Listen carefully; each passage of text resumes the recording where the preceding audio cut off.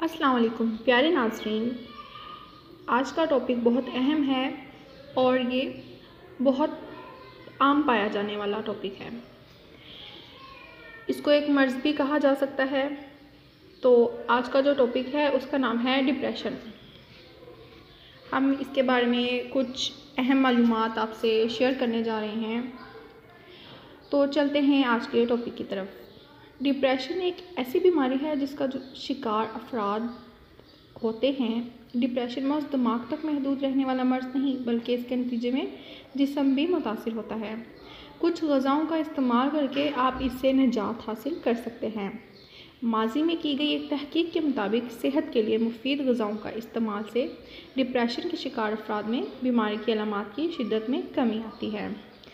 इस मकसद के लिए ग़िज़ाई अज्जा से भरपूर ग़िज़ाओं का ज़्यादा, जबकि जंक फूड और मीठे का कम से कम इस्तेमाल करना चाहिए।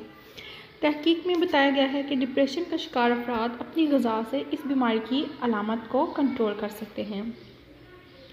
कुछ तहकीकी रिपोर्ट्स के मुताबिक ग़िज़ा में सेलेनियम का इस्तेमाल बढ़ाने से मिजाज में खुशगवार असरात मरतब होते हैं, जबकि एंजाइटी की शिद्दत में कमी आती है।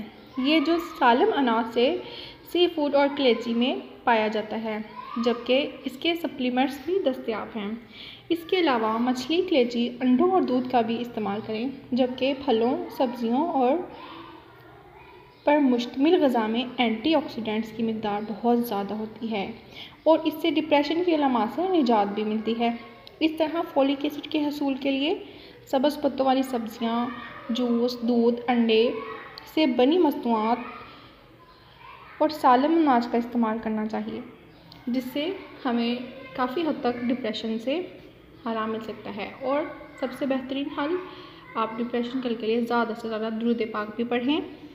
तो हमारा आज का टॉपिक यहीं तक था और हमारे चैनल को लाइक, शेयर, सब्सक्राइब करें ताकि बेल आइकन को भी ज़रूर प्रेस कर दें ताकि हमारी नई आने वाली वीडियोस आप तक पहुंचती रहें। शुक्रिया। अल्लाह हाफिज़।